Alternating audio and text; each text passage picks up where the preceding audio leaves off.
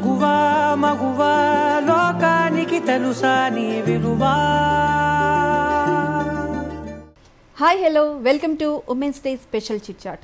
ఈరోజు మనతో పాటు ఉన్నారు బాపు గారి బొమ్మ అనాలా, బాపు గారు గీసిన బొమ్మ అనాలా, అలాగే బాపు గారి అక్షరాల నుంచి జాలువారిన బొమ్మ అనాలా. ఈ పాటకే మీ అందరికీ అర్థమైపోయి ఉంటుంది. మరెవరో కాదండి, దివ్యవాణి గారు ఈరోజు మనతో పాటు ఉన్నారు. అలాగే ఆవిడ ప్రస్తుతం కాంగ్రెస్లో పీసీసీ క్యాంపెయినింగ్ కన్వీనర్గా కూడా ఉన్నారు. వారితో మాట్లాడి మరిన్ని ముచ్చట్లు తెలుసుకునే ప్రయత్నం చేద్దాం. హాయ్ మ్యామ్, నమస్తే. యా హలో అండి ప్రియాంక, ఎలా ఉన్నారు? Yeah God's grace after a long time.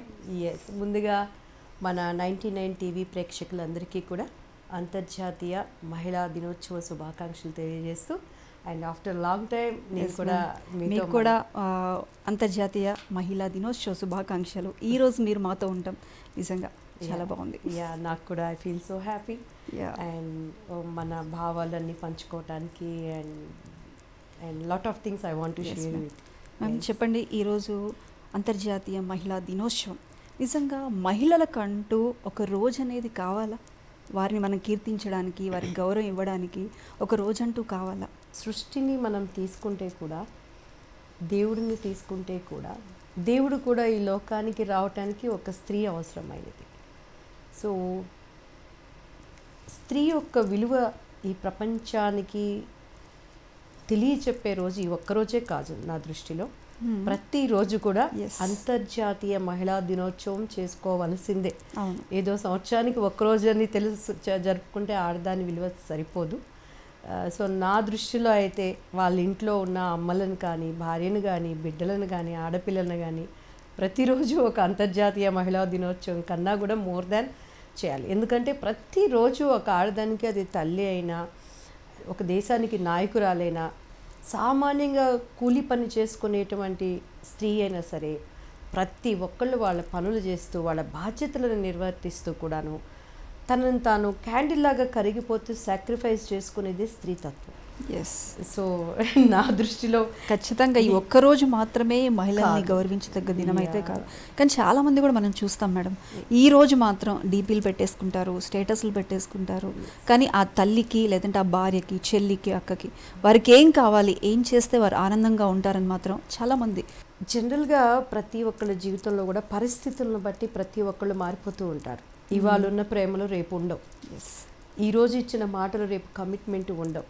కానీ తల్లి అనేటువంటి ఒక పాత్ర ఉంది చూసారా, అది నా తల్లి అయినా, నా బిడ్డలకు నేను తల్లి అయినా, రేపు వాళ్ళ తల్లి అయినా, తల్లి అనేది మాత్రం అది ఒక ఎవరిని మోసం చేయలేదు ఆ తల్లి క్యారెక్టర్ అనేది. సో పరిస్థితులు ఎట్లా ఉన్నా సరే ఒక స్త్రీ అనేది ప్రతి ఒక్క సమయంలో కూడా తను సాక్రిఫైస్ చేసుకుంటూనే వెళ్ళిపోతూ ఉంటుంది. సో ఇటువంటి దినాలలో ప్రతి కుటుంబంలో కూడా స్త్రీని గౌరవించాలి. స్త్రీకి ఒక ఇంపార్టెన్స్ అనేది ఇచ్చినప్పుడు ఎంత కష్టం ఉన్నా కూడా ఇంకా ప్రపంచాన్ని జయించుకుంటూ ముందుకెళ్ళేటువంటి శక్తి మనలో ఉన్నది. ఆ శక్తి మనకు తెలియదు ఒక్కొక్కసారి.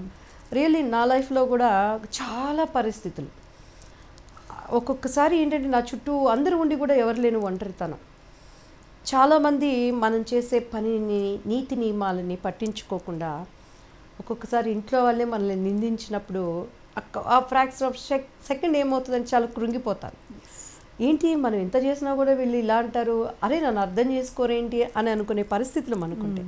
కానీ ఇమీడియట్గా నాకు నేనేమలే వాళ్ళు అపార్థం చేసుకుంటే ఏంటి, అర్థం చేసుకోలేకపోతే నేను చేసేది కరెక్ట్గా ఉంది కదా, దీని సక్సెస్ వచ్చినప్పుడు వాళ్ళు అర్థం చేసుకుంటారు కదా అని మళ్ళీ నాకు నేనే మోటివేట్ చేసుకుంటూ ముందుకు పరిగెత్తిన దినాలు అనేక ఉన్నాయి. సో లైఫ్లో అప్ అండ్ డౌన్స్ వచ్చినా, మన ముందు వెనక ఎవరు కృంగదీసినా, మనిషికి ఒకే ఒక్క జీవితం. ఈ జన్మ చచ్చిపోతే కుక్కగా పుడతాను, పిల్లిగా పుడతాను, బల్లిగా పుడతాను అనుకునేది వీ డోంట్ నో.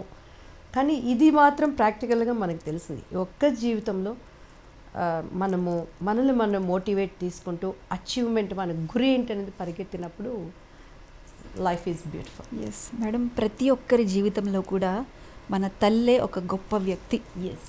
మీ లైఫ్లో కూడా అమ్మ గురించి చెప్పాలంటే మీరు ఏం చెప్తారు? మా అమ్మ అద్భుతం, మా అమ్మ ఒక అమోఘం, మా అమ్మ అంటే నాకు ఒక అమృతం, మా అమ్మ అంటే ఒక డిసిప్లైన్, మా అమ్మ అంటే ఒక ప్రేమ, అండ్ మా అమ్మ అంటే ఇంకా మై హార్ట్ బీట్. ఇంతకన్నా రియల్లీ. ఎందుకంటే సినిమా ఇండస్ట్రీ అంటే చాలా ఒడిదుడుకులు ఉంటాయి. నాతో పాటు ఆర్టిస్ట్గా చేసిన అనేక మంది తల్లుల్ని నేను చూశాను, అనేక మంది కుటుంబాలని నేను చూశాను. కానీ గాడ్స్ గ్రేస్ నా కుటుంబంలో నా అక్క కూడా ఈవెన్ నాకు తల్లిలాగానే ఎక్కడా నేను కసిగందకుండా క్యారెక్టర్స్ కోసం నేను ఎక్కడ ఒక ఆఫీస్కి అనేది వెళ్ళకుండా, మొన్న మధ్య నేను వంశీ గారిని కలిసానండి. ఓకే. మన సితారా డైరెక్టర్ వంశీ గారు. నిజంగా అసలు ఇంకా అటువంటి ఆడిముత్యాలు మనం ఉపయోగించుకోలేకపోవటం మన తెలుగు ఇండస్ట్రీ దురదృష్టం. సో నేను కలిసినప్పుడు ఆయనకి ఎంత బాగా గుర్తుపెట్టుకున్నారంటే, ఏ రోజు మేము ఒక ఆఫీస్కి వెళ్ళటం కానీ ఒక క్యారెక్టర్ ఇవ్వండి అని అడగటం కానీ ఆర్టిస్ట్గా మేము చూడలేదు. అసలు ఈ అమ్మాయి ఏ కంపెనీలకు కూడా తెలీదు. సో ఈ అమ్మాయి తరపున వీళ్ళ అమ్మ అక్క అంత కష్టపడేవాళ్ళని. సో చాలామంది మదర్స్ ఎలా ఆర్టిస్టులని ట్రీట్ చేస్తారో నేను చూశాను.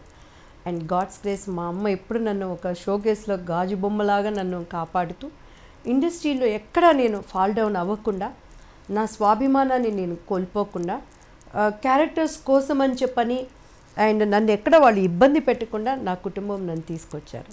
సో ఇండస్ట్రీలో నాకు కష్టం అంటే తెలియదు. సో చాలామంది చెప్పుకోవడానికి నేను ఆ డైరెక్టరు ఈ హీరో ఆ హీరోతో అని చేశాను చెప్పానని చెప్తారు. కానీ నా చిన్నది నేను చేసిన జస్ట్ ఒక 4-5 years చేశాను. 22 yearsకి నాకు మ్యారేజ్ అయిపోవటం, నా బాబు పుట్టడం జరిగిపోయింది. సో ఆ 4-5 సంవత్సరాల జీవితంలో కూడా అఫ్కోర్స్ కొంత ఇబ్బందులు పడిన మాట మేము వాస్తవం. కానీ నాకు ఎక్కడ బాధ అనేది తెలియకుండా మా అమ్మగారు ఇప్పటికీ కూడా, ఈవెన్ నేను అదే అనుకుంటాను, నా బిడ్డలను కూడా మా అమ్మగారే పెంచారు. మా అమ్మ అన్నయ్య అక్క ఒకళ్ళు వదిలితే ఒకళ్ళు ఎప్పుడు నాకు ఉండేవాళ్ళు అనమాట. I don't know what is pain అనేది నాకు తెలియదు, బయట ప్రపంచం నాకు తెలియదు, బ్యాంకుకి వెళ్ళటం నాకు తెలీదు. ఇప్పటికీ కూడా మీరు నమ్మండి నమ్మకపోండి, ఏటీఎం కార్డు పెట్టి డబ్బులు ఎలా తీసుకోవాలో నాకు తెలియదు మేడం. దానికి సాక్ష్యం నాకున్న నా డ్రైవర్సు ఇదే. సో అట్లా ఎలా అంటే నన్ను ఒక చాలా ప్రొటెక్టివ్గా తీసుకొని వచ్చారు. అయినా కూడా నేను చాలా పెయిన్స్ నేను ఫేస్ చేశాను కుటుంబంలో కానీ మ్యారేజ్ లైఫ్లో కానీ. అండ్ బయటికి ఇప్పుడు కొత్తగా నేను ఈ పాలిటిక్స్లోకి వచ్చినాక కానీ సో ఇలా ఉంటుందా, ఇలా ఉంటారా, అమ్మో అంటే నేను అచీవ్ అయిపోయిన ఆ లైఫ్ ఒకటి నాకు డిఫరెంట్. సో ఈ యొక్క 5-6 సంవత్సరాలు నేను ఇండస్ట్రీలో నుంచి లైక్ కుటుంబంలోంచి బయట ప్రపంచం చూస్తున్నప్పుడు ఇంత ఉన్నదా అని తెలుస్తున్నప్పుడు నాకు ఏదో ఇప్పుడు ఒక బోర్న్ బేబీ లాగా I'm learning everything. Okay madam, నిజంగా మీ జీవితంలో మీరు గొప్పగా చెప్పుకోదగిన సినిమా అంటే నిజంగా మీరు ఫస్ట్ ప్రయారిటీ పెళ్లి పుస్తకం. ఎస్ అండి. నిజంగా అందులో ఆఫర్ ఎలా వచ్చింది మేడం, అవకాశం ఎలా ఉంది? యాక్చువల్లీ నేను చాలా ఇంటర్వ్యూస్లో చెప్పాను. అండ్ నేనైతే ఇండస్ట్రీ నాకు వద్దురా బాబు వెళ్ళిపోదాం అనుకునేటువంటి టైంలో సో నాకు ముత్యమంత ముద్దని నేను ఒక మూవీ చేశాను. అందులో నాది ఒక ఫటాఫట్ జయలక్ష్మి లాగా మంచి క్యారెక్టర్ అనమాట. సో ఆ క్యారెక్టర్ కూడా కొంచెం నా స్వభావానికి విరుద్ధమైన క్యారెక్టర్. సరే అవకాశాల కోసం అప్పట్లో అందరూ అర్రులు చేస్తూ ఉండేవాళ్ళు. ఒక పక్కన రవిరాజ పినిశెట్టి గారు మంచి డైరెక్టరు. సో ఈ సినిమాలో చూస్తే మళ్ళీ నెక్స్ట్ సినిమాలో మంచి అవకాశం మనకి ఇస్తారు కదా అనే ఉద్దేశంతో అండ్ ఆ క్యారెక్టర్ అది చేసేటప్పుడు నేను అప్పుడు చాలా చిన్నపిల్లను అనమాట. ఇలా డైలాగ్ చెప్పాలా ఇలా చేయాలని లోపల ఎంత మేడం అప్పుడు వయసు ఎంత? పెళ్లి పుస్తకంకి నాకు ఎగ్జాక్ట్ 16 కంప్లీట్ అయింది. 16 కంప్లీట్ ఎంటర్ అయింది మూవీ ఇండస్ట్రీలోకి 14. నా 10th ఎగ్జామ్స్ రాసి వచ్చాను. సర్దార్ కృష్ణనాయుడు వితిన్ 2 monthsలో నేను ఆ మూవీ చేయటం జరిగింది. ఓకే. సో అట్లా టైంలో నేను చేసినప్పుడు బాపు గారు అప్పుడు పెళ్లి పుస్తకం కోసం వెతుకుతున్నారు మంచి అమ్మాయి కోసం. చాలామంది ఆర్టిస్టులను చూశారు అండ్ వాళ్ళకి డేట్స్ సెట్ అవ్వక చూసినప్పుడు ఈ అమ్మాయి ఎవరండి ఒడ్డు పొడుగు బాగుందని పిలిపించారు. సో నేను చాలా ఏడుస్తూ వెళ్ళాను, ఇక్కడ కూడా ఏదో ఒక ఇబ్బంది పెడతారు.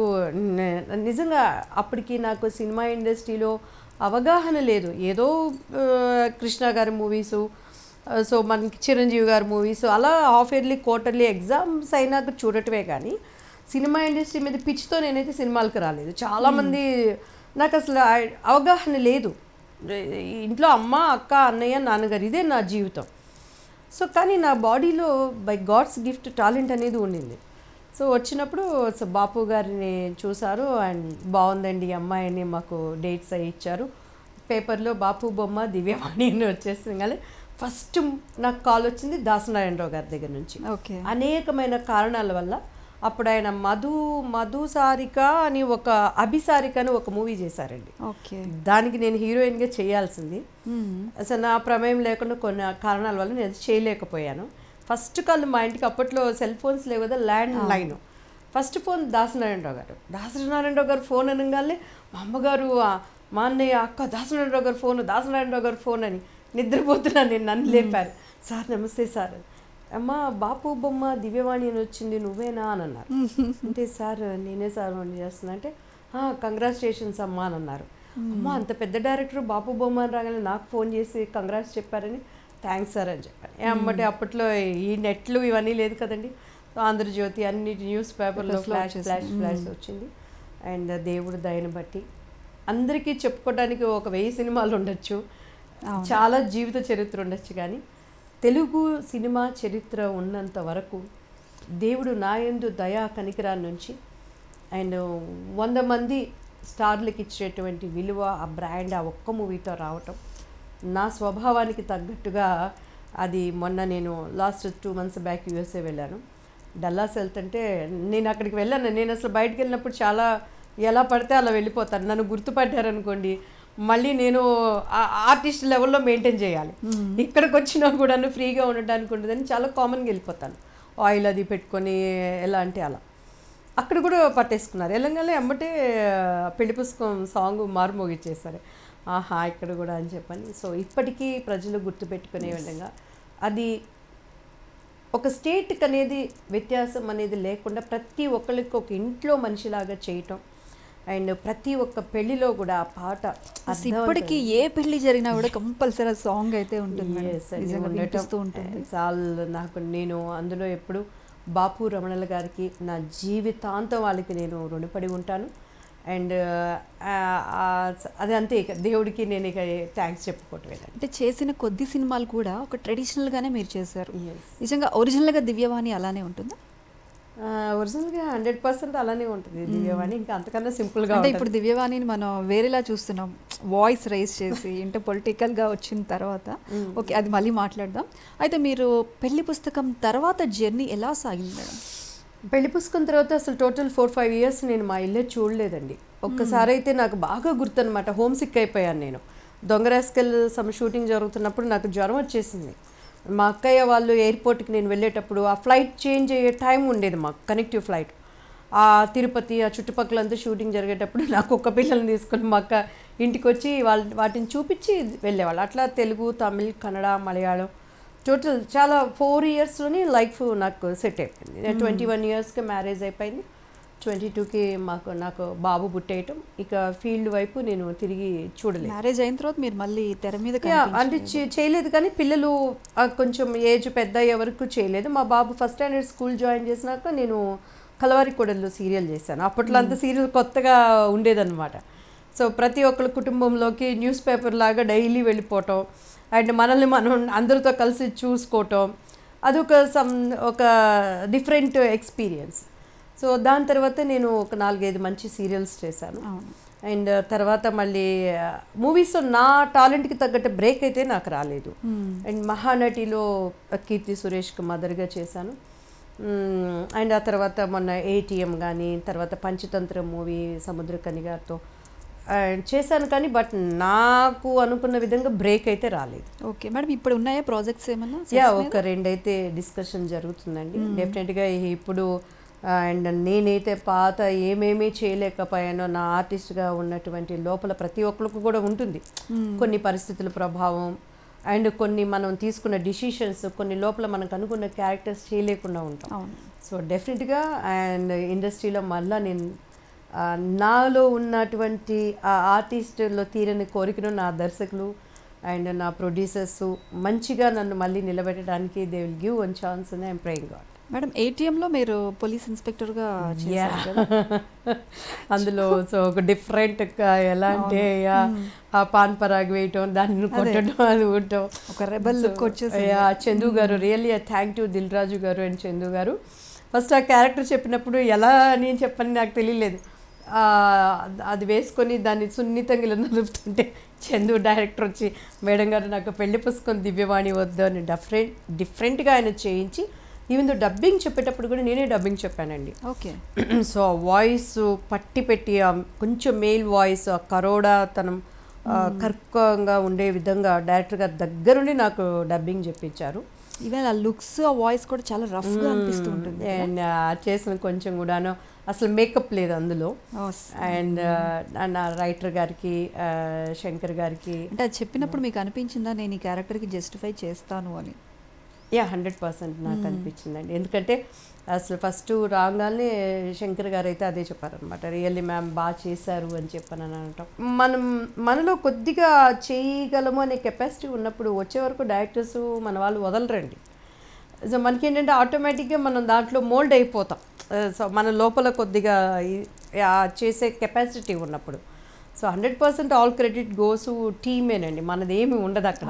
మరి ఇప్పుడే ఉన్నాయా సీరియల్స్ ఏమన్నా చేస్తున్నారా? ఇప్పుడైతే సీరియల్స్ అంత వాటి వైపు మంచి రోల్ ఏదైనా వస్తే చేస్తారా?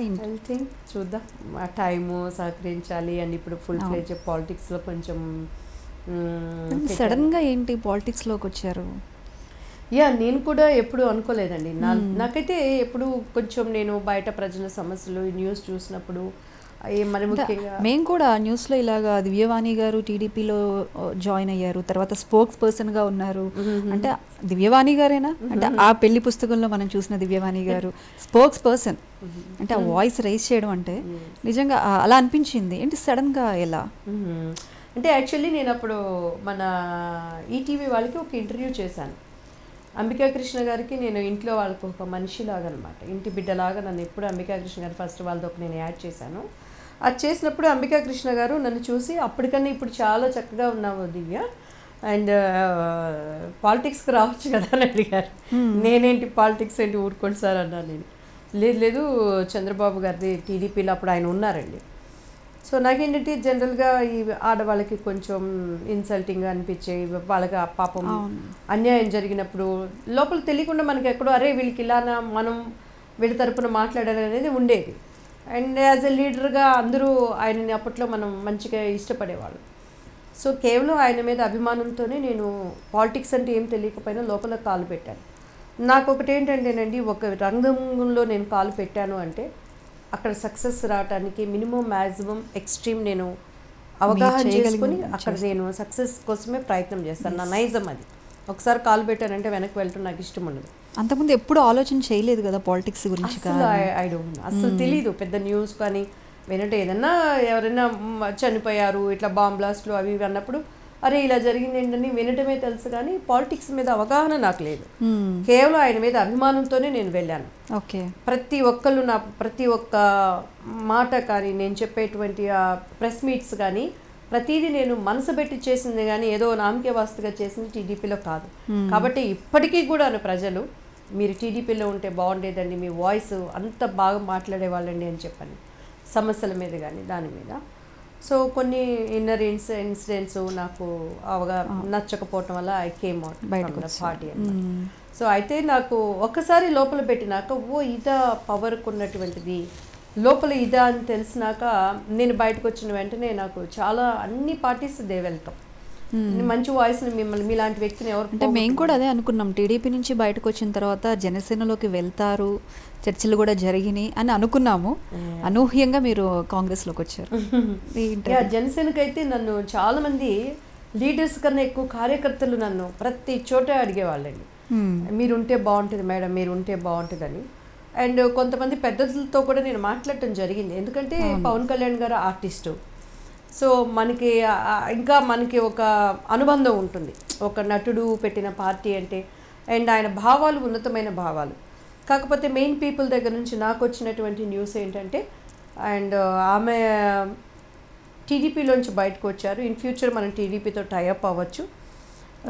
సో నాకేంటంటే నేను బయటకు వస్తున్నాననే బాధతో ఉన్నట్టు చెప్పాను, కానీ చాలామంది రాజకీయం ఎలా చేస్తారంటే రాజకీయంగానే చేస్తారు, వేరే పార్టీలతో కమిట్మెంట్. మీరు ఎక్కడా కూడా చంద్రబాబుని అయితే ఒక్క మాట కూడా ఏమి అనలేదు? ఇప్పుడు లేదండి అసలు. నేను పార్టీలోంచి బయటకు వచ్చిన తర్వాత కూడా ఇప్పుడు నేను ఇప్పుడు ఎందుకంటే నా స్వభావం అది కాదు, నేను అది కాదు. ఈవెన్ దో మనం ఒక పార్టీలో నేను ఇప్పుడు నా రాజకీయ చరిత్ర తీసుకుంటే మీరు ముందు ఎక్కడ ఉన్నారండి అంటే టీడీపీలోనే నేను చెప్పాలి. అవును.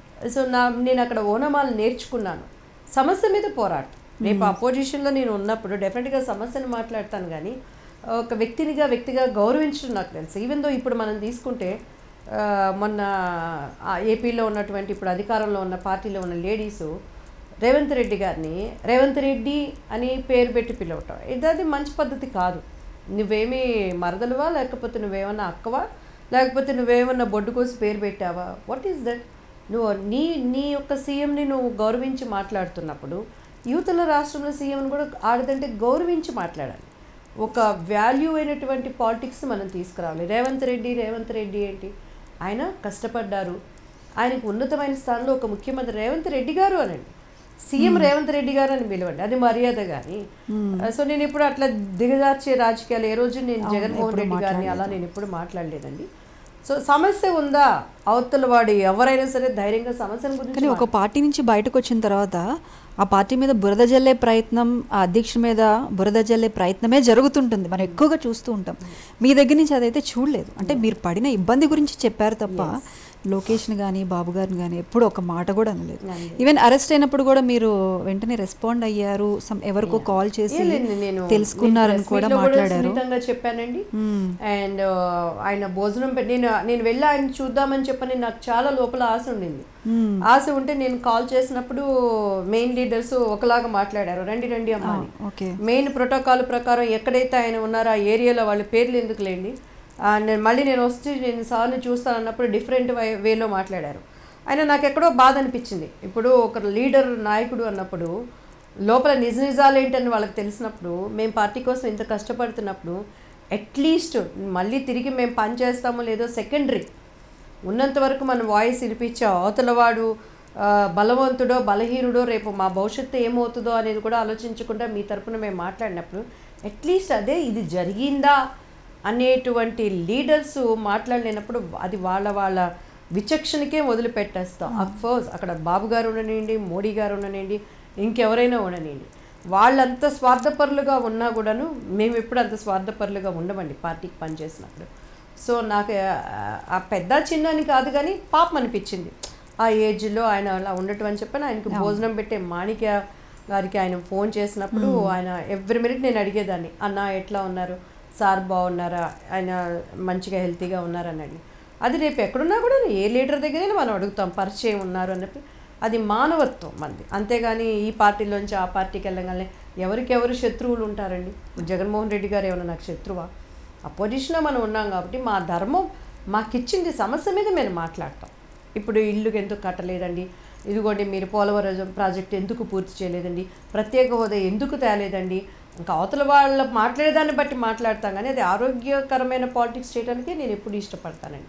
అవతల వాళ్ళు ఎంత ప్రెజర్ చేసినా మర్యాద తగ్గి మాట్లాడటం కానీ నా దగ్గర లేదు. కాబట్టి నేను బయటకు వచ్చిన వెంటనే అన్ని పార్టీలు నన్ను సంప్రదించారు. అవును, కాకపోతే కొంచెం నేను ఇక గ్యాప్ తీసుకున్నారు, ఫైనల్గా ఒక నిర్ణయానికి వచ్చారు. ఎందుకు మరి ఇన్ని పార్టీలు ఉన్నాయి, అన్ని పార్టీల నుంచి కూడా మెయిన్ లీడర్స్ మిమ్మల్ని సంప్రదించారు, చర్చలు జరిపారు.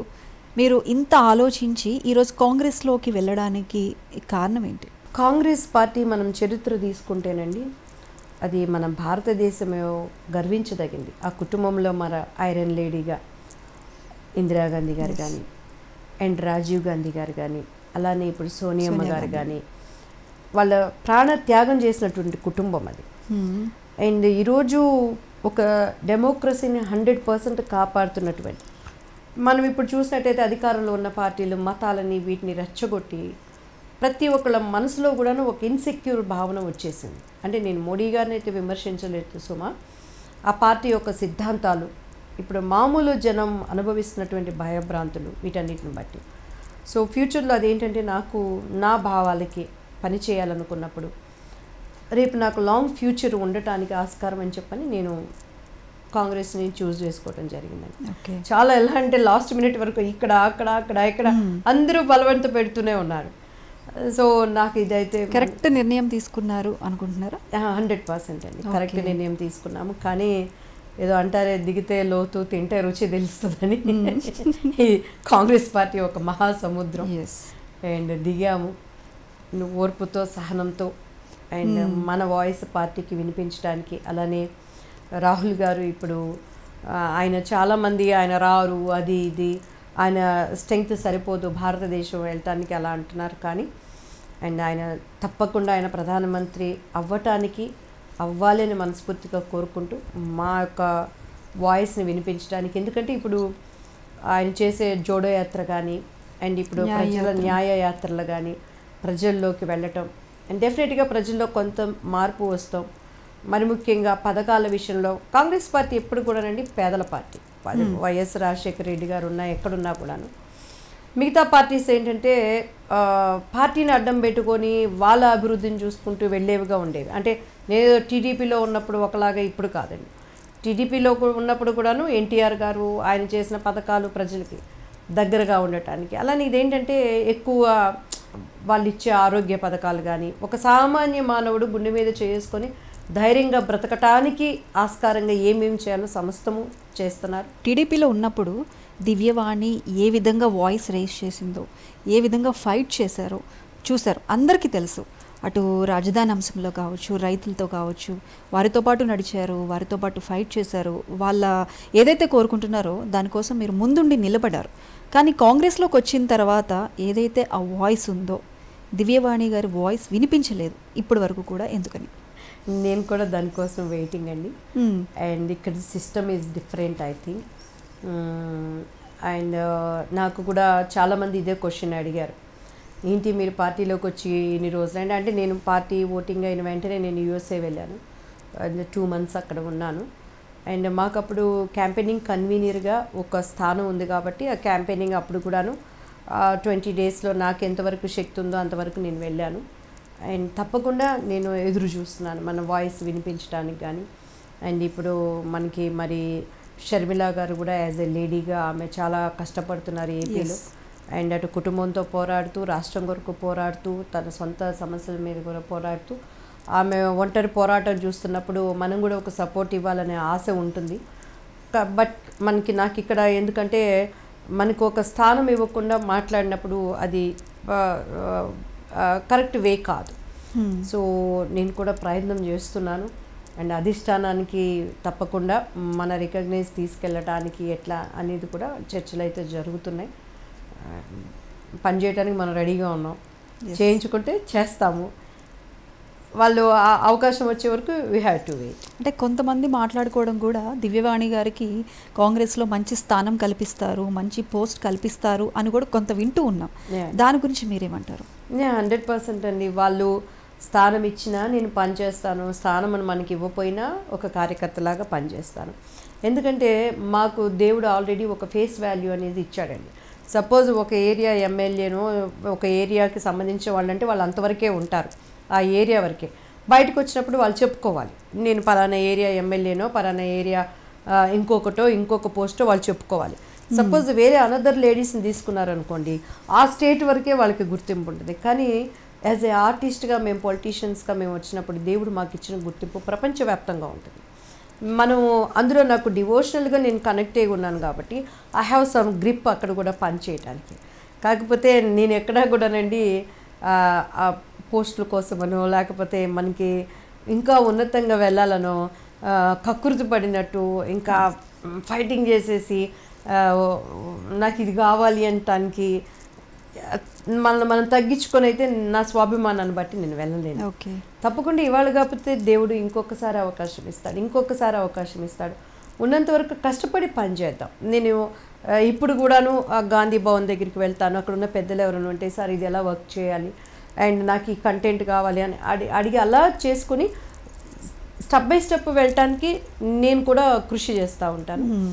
చూద్దాం, మనం అన్నట్టు నిజంగా పెద్దలు మనల్ని గుర్తించి మనకి ఇదిగో అనేది ఒక స్థానం ఇచ్చారనుకోండి, 100కి 200% నా ఎఫర్ట్ అంతా అన్ని విధాలా ఎలా పనిచేయాలనేది then I will show what I'm అనేది. ఓకే మేడం, మరికొద్ది రోజుల్లో ఏపీ ఎలక్షన్స్ ఉండబోతున్నాయి. నిజంగా అక్కడ పొత్తు రాజకీయాలు, కొంతమంది పొత్తు రాజకీయాలతో ముందుకెళ్తుంటే కొంతమంది సింగిల్గా వెళ్తున్నారు కొన్ని పార్టీలు. మరి మీరు ఎందుకని ఏపీని కాదని ఇక్కడ తెలంగాణలో ఈ కాంగ్రెస్లో యాక్టివ్గా ఉండడానికి? యాక్చువల్లీ ఏపీని కాదంటే మేము లేదండి. ఇప్పుడు ఇది కాంగ్రెస్ పార్టీ వచ్చి నేషనల్ పార్టీ. సో ఎవరు ఎక్కడైనా పనిచేయడానికి ఆస్కారం ఉంది. బాబు గారి మీద అభిమానంతో నేను టీడీపీలో జాయిన్ అయ్యాను, కానీ నేను అక్కడ నుంచి నేను కంటెస్ట్ అయితే చేయలేదు. నేను మాట్లాడే విధానం పనితీరు చూసి బాబు గారు వెంటనే నాకు ఒక మంచి స్థానాన్ని నాకు కల్పించారు. సో నేను నాకు 10-15 ఇయర్స్గా నేను ఇక్కడే ఉన్నాను తెలంగాణలో. నా ఓటు హక్కు ఉన్నది ఇక్కడనే. సో నా పిల్లలు చదువుకుంది ఇక్కడే. సో ఇది నేషనల్ పార్టీ. ఒకటి అని ఏముంది, భాషా భేదం లేకుండా నేను 2 రాష్ట్రాలకి పనిచేయగలను. ఇంకా నువ్వు కర్ణాటక పంపించినా అక్కడ కన్నడ నేను మాట్లాడగలను, తమిళనాడుకు పంపించినా నేను తమిళ్ మాట్లాడగలను. సో ఆ ఉద్దేశంతో నేను జాయిన్ అయ్యటం జరిగింది. అండ్ జాయిన్ అయ్యేటప్పుడు మాకు ఎక్కడ కూడా కన్నడ ఇది అని ఆ భాషా భేదాలను మాకు చెప్పలేదు. ఫ్యూచర్ నేను ఎక్కడైనా మనం ఉపయోగించుకోవచ్చు అనే ఒక ఆలోచనతో మనకి వాళ్ళు చెప్పిన మాట, ఆ ఉద్దేశంతో నేను జాయిన్ అయ్యింది కూడా. అఫ్ కోర్స్ మాకు ఇంకా నాకు సరైన నాయకుల దగ్గర నుంచి సరైన అవగాహన లేదు, కానీ కిందున్న ఐఏఎస్ ఆఫీసర్స్, వాళ్ళ కిందున్న స్టాఫ్, నేను మొన్న ఖమ్మం వెళ్ళినప్పుడు after long time I went Khammam అండి. ఓకే, ప్రతి ఒక్కళ్ళు కూడా సంతోషంగా దగ్గరకు వచ్చి మీరు కాంగ్రెస్లో జాయిన్ అయింది, వి ఫీల్ సో హ్యాపీ, మీలాంటి హార్డ్ వర్క్ చేసే లేడీస్ ఇక్కడ ఉంటే మాకు సంతోషం అన్నప్పుడు అది అసలు ఆ సంతోషం ముందు ఏ పోస్టులు కూడా మనకు ఆ సంతోషాన్ని ఇవ్వలేవండి.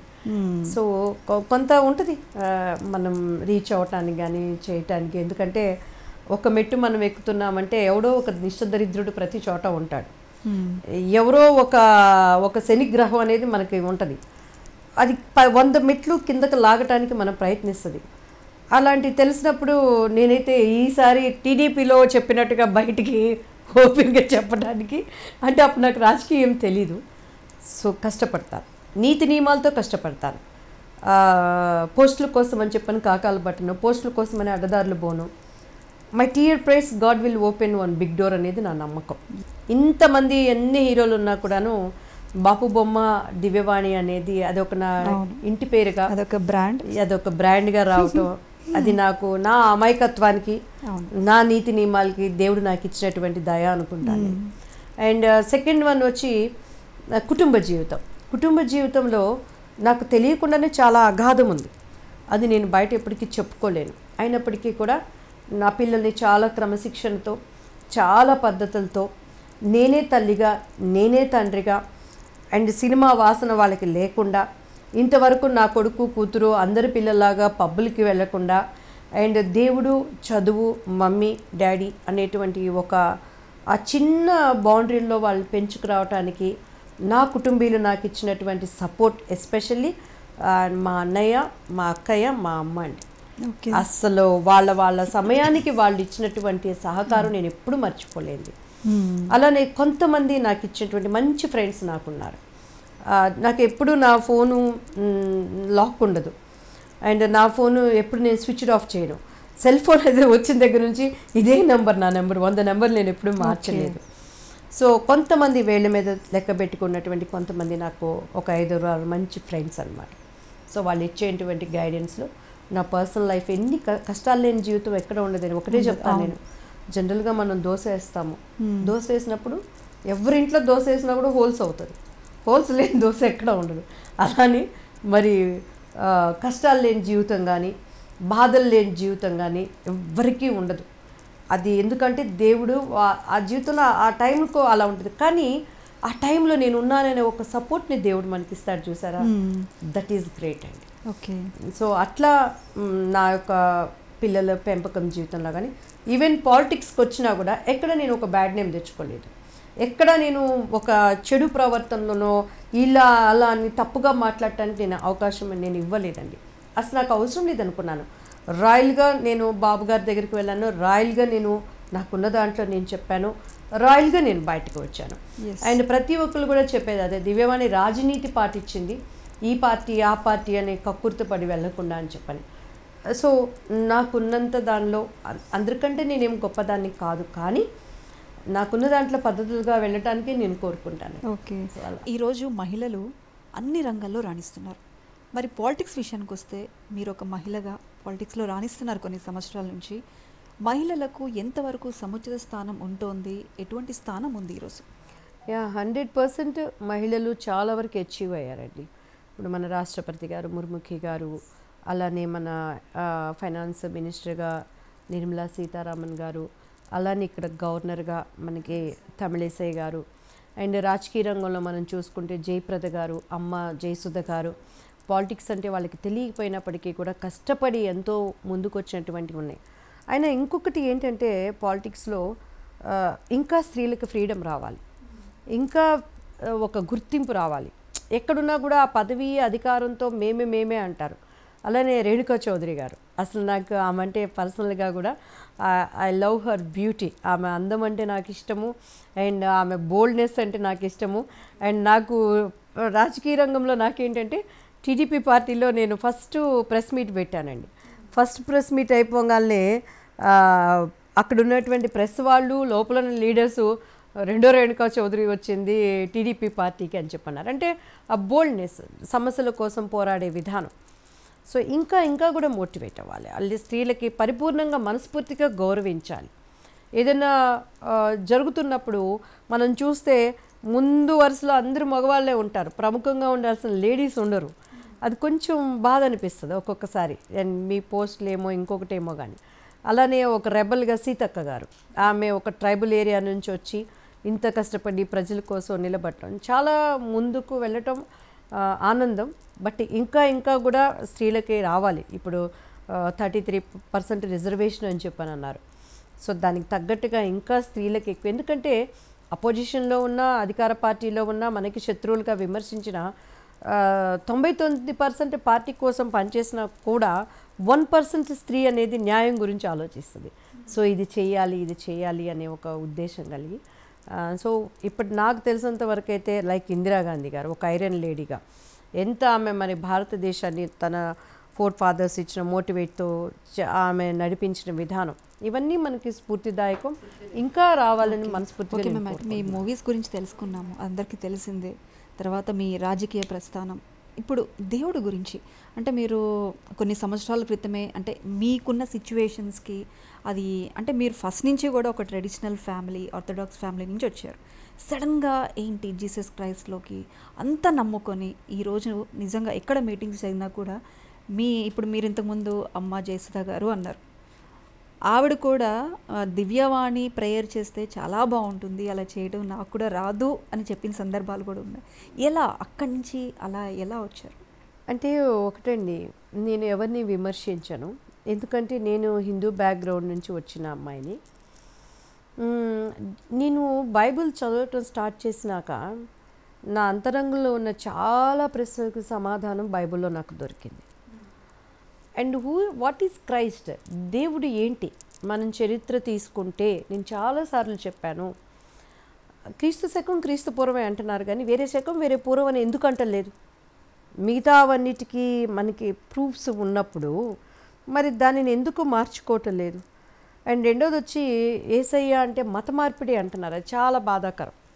మేబీ ఉంటే ఉన్నారేమో, అటువంటి వాళ్ళని నేను కూడా ఖండిస్తాను. మత మార్పిడి అయితే ఎవరెవరిని మారుస్తారండి? ఇప్పుడు మిమ్మల్ని నేను మార్చగలనా? ఒక 6 నెలల పసిబిడ్డనే నేను మార్చలేను. How can we change? కానీ దేవుని వాక్యం శక్తి కలిగినది. ఆయన వాక్యము చాలా లోతైనవి, గూఢమైనవి, మర్మమైనవి అందులో ఉంటాయండి. అండ్ ఎండింగ్ డేస్ మనకంటూ ఒకటి మనం తీసుకున్నాక ఈ ప్రపంచంలో మనం ఎవరి కోసం ఎవరు చేసినా కూడా ఉపయోగం ఉండదు. అది ఎంతోమంది రాజకీయ నాయకులు వచ్చారు, ఎంతో పెద్ద పెద్ద పదవులు ఉన్నారు, చాలా వరకు చేశారు. కానీ ఆ కుటుంబాలు ఏమైపోయినాయి లాస్ట్కి? ఆ కుటుంబంలో బిడ్డలు ఏమైపోయారు? చరిత్రలో పోను గుర్తుపెట్టుకోలేని వారిగా ఉన్నారు. అదే ప్రజల కోసం నిలబడినప్పుడు వాటిని మనం డెఫినెట్గా గుర్తుపెట్టుకుంటారు. కానీ దేవుని గురించి మనం చేసేది ఏది కూడాను ఎప్పుడు వ్యర్థం కాదండి. అండ్ ఎస్పెషల్లీ క్రైస్ట్ని నేను ఇంత ధైర్యంగా చెప్పటానికి కారణం ఏంటంటే, అంటే జీసస్ క్రైస్ట్ మీరు దేవుడు అంటున్నారా, లేదంటే దేవుడికి మనకి మధ్య ఒక దూత అంటున్నారా? చూడండి, ఇది మళ్ళీ కాంట్రవర్సీలోకి వెళ్ళకూడదని మనస్ఫూర్తిగా కోరుకుంటున్నాను. దేవునికి నరుడికి మధ్యవర్తి ఒక్కడే, క్రీస్తు యేసు అనబడిన నరుడు. అర్థమైందండి? ఆ దేవాది దేవుడి రూపాన్ని మనం చూడలేం, ఎవరు కూడా మన శక్తి సరిపోదు. ఆయన శరీరధారిగా ఈ లోకానికి వచ్చాడు. ఫర్ ఎగ్జాంపుల్, ఇక్కడ నాకు ఏమైనా బురద అంటుకుంది, ఈ బురదను కడగాలంటే ఏం కావాలి? క్లీన్ వాటర్ కావాలి.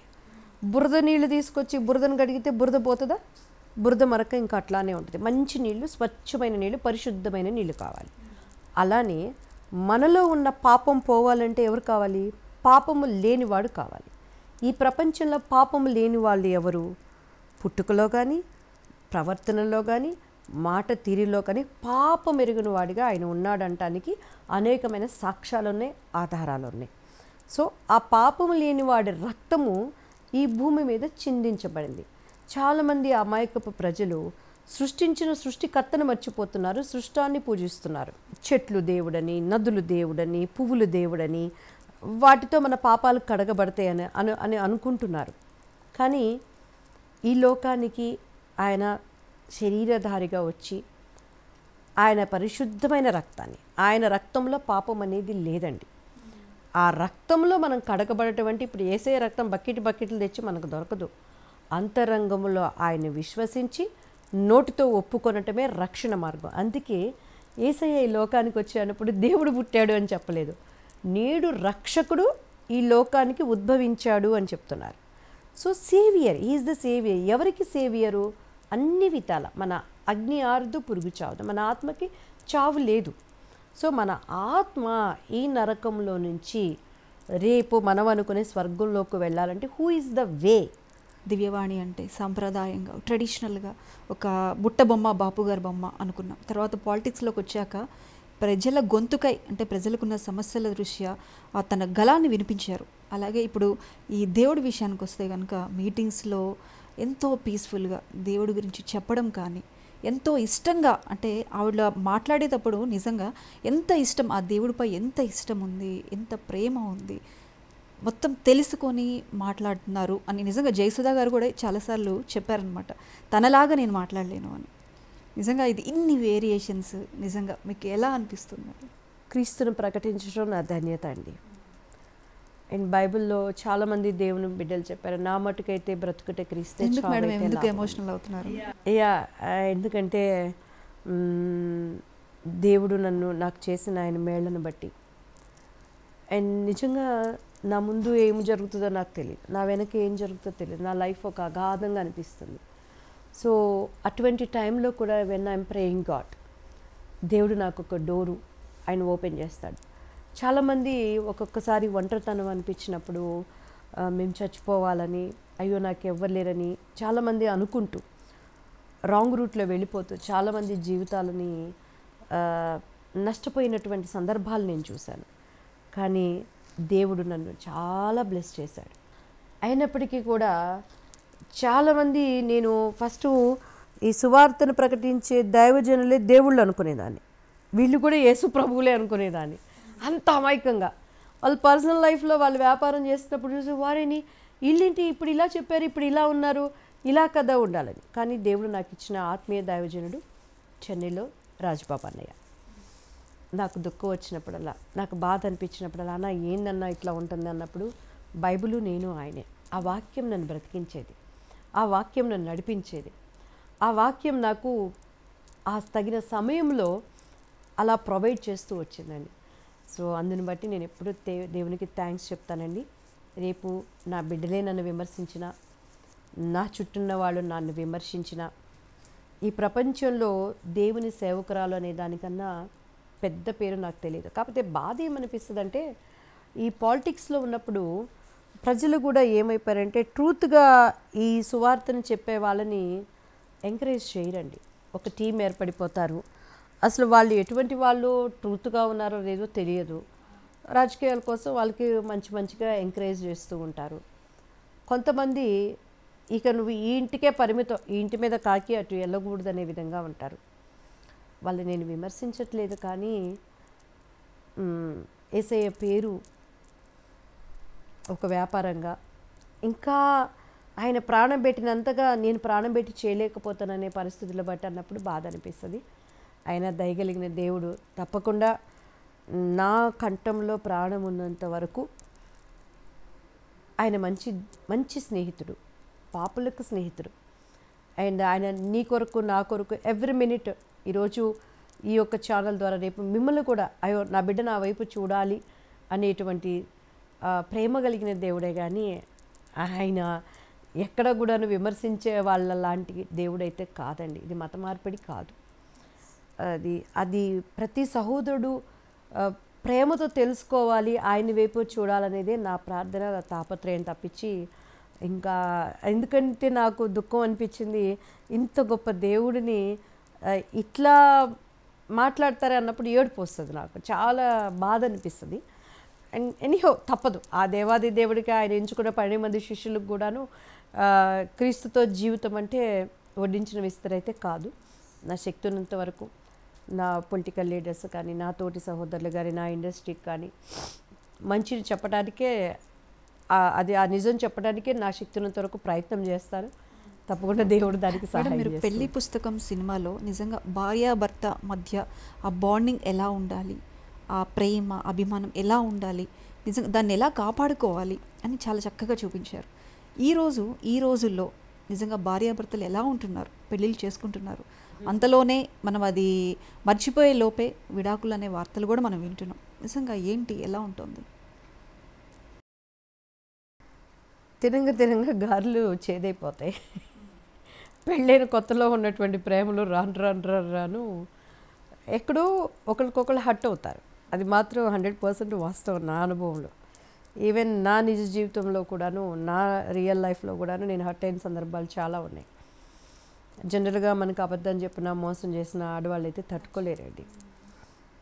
కానీ ఓర్చుకుంటూ బిడ్డలు అనే ఒక బంధం ఏర్పడినాక మన సంప్రదాయాలు కొన్ని ఉంటాయి, ఆ బాండేజ్ని మనం వదులుకోకుండా కష్టమైన సుఖమైన వెళ్ళటానికి. కానీ కొంత టైం వచ్చేసరికి ప్రతి ఒక్కరికి కూడా ఎక్కడో ఒక లోన్లీనెస్ వచ్చేస్తుంది, భార్యకైనా భర్తకైనా.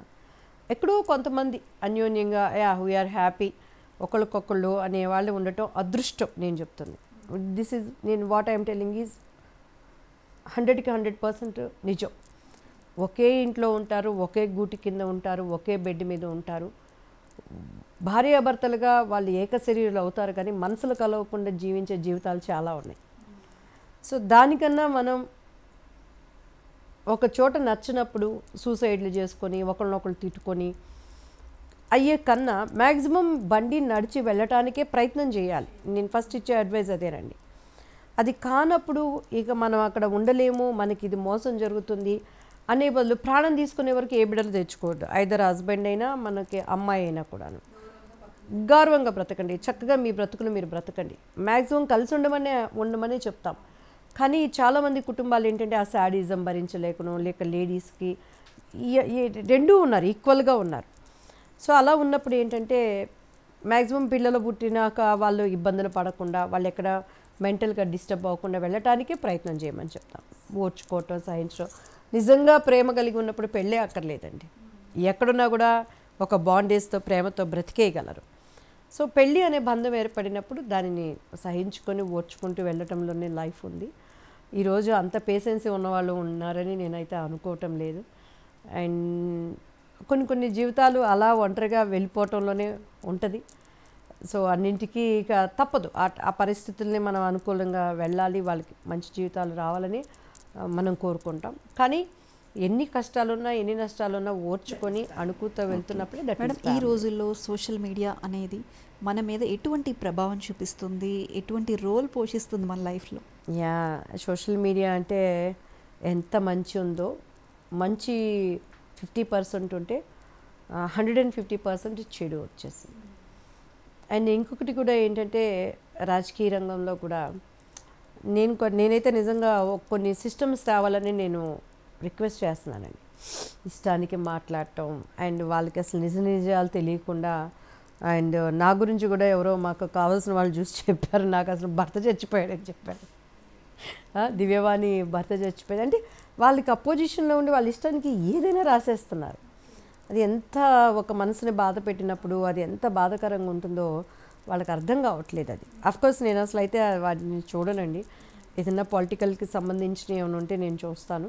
బట్ యువత కూడాను చాలా చెడుకి ఆస్కారం ఉండేవి అండ్ చాలా బ్యాడ్వి. ఇప్పుడు సెల్ ఫోన్ వల్ల పాపం చేయాలంటే వెనకట ఎక్కడో బయట దూరంగా వెళ్ళేవాళ్ళు, ఇప్పుడు అలా కాదు, సెల్ ఫోన్ ద్వారా చేతిలోనే వచ్చేసింది పాపం అనేది.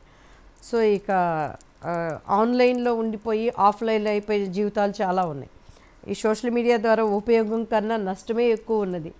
అంతా మనకి ఎంతో ఉన్నదో దాని ఒక సిస్టమ్ గవర్నమెంట్స్ కూడా కంట్రోల్కి తీసుకురావాలి. దుబాయ్లో చూడండి, దుబాయ్లో ఉందంటే మనకి వీడియో కాల్స్ ఉండవు, దుబాయ్లో సిస్టమ్ వేరు. అట్లా మన ఇండియాలో కూడా స్టెప్ బై స్టెప్ రావాలి.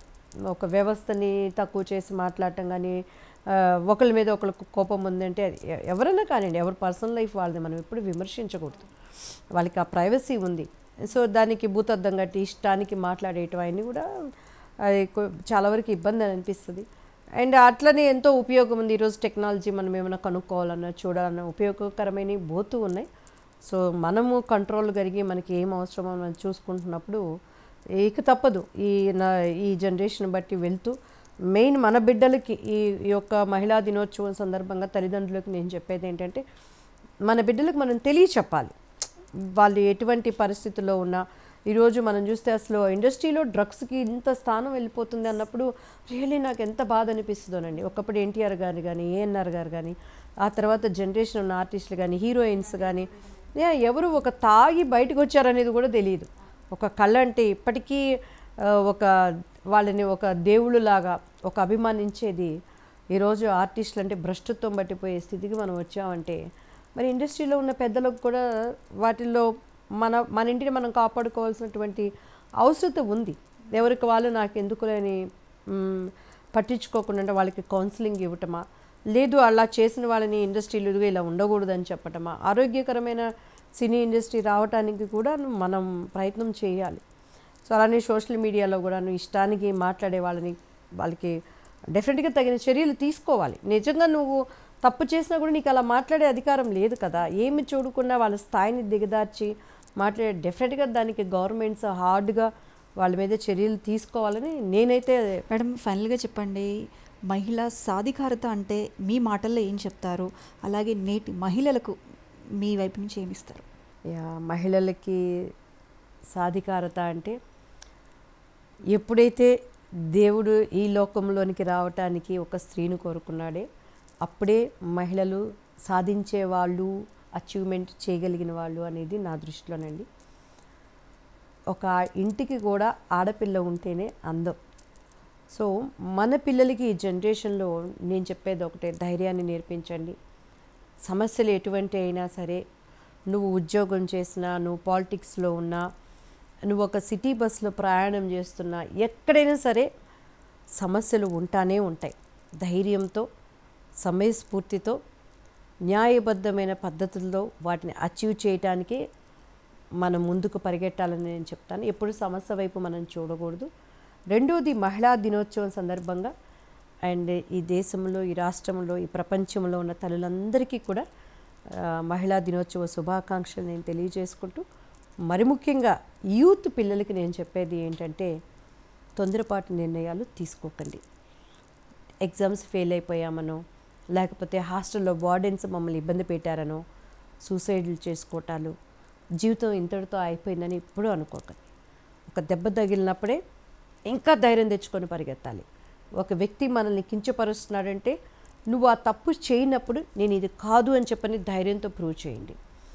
ఎవరు మనల్ని వదిలిపెట్టని దేవుడు, నువ్వు ఏ దేవుడిని పూజించినా కూడా ఎప్పుడు మనతో ఉంటాడనే ఆత్మవిశ్వాసాన్ని ఎప్పుడు కోల్పోవద్దు. ఆత్మవిశ్వాసం మనలో ఉందంటే ఎవ్రీడే మనకి మహిళా దినోత్సవమే. సో అటువంటి ఆత్మవిశ్వాసాన్ని కోల్పోవద్దు. మన చుట్టూన్న వాళ్ళని ఒకళ్ళొకళ్ళు మనం బలపరుచుకుందాం. అండ్ మన బిడ్డలకు కూడా అటువంటి ఆత్మవిశ్వాసంలో ముందుండే వాళ్ళగా ప్రిపేర్ చేయాలి. నిజంగా ఈరోజు మహిళా దినోత్సవం రోజు ఈరోజు మాతో మీ అనుభవాలు, మీ మాటలు పంచుకున్నారు. అలాగే మరొకసారి మీకు ఇంటర్నేషనల్ ఉమెన్స్ డే శుభాకాంక్షలు మేడం.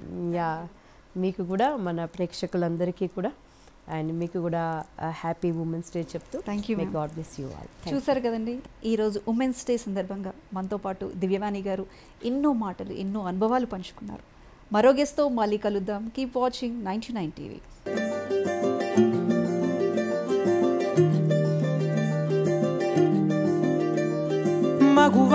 మగువా లోకానికి తెలుసా నీ విలువా?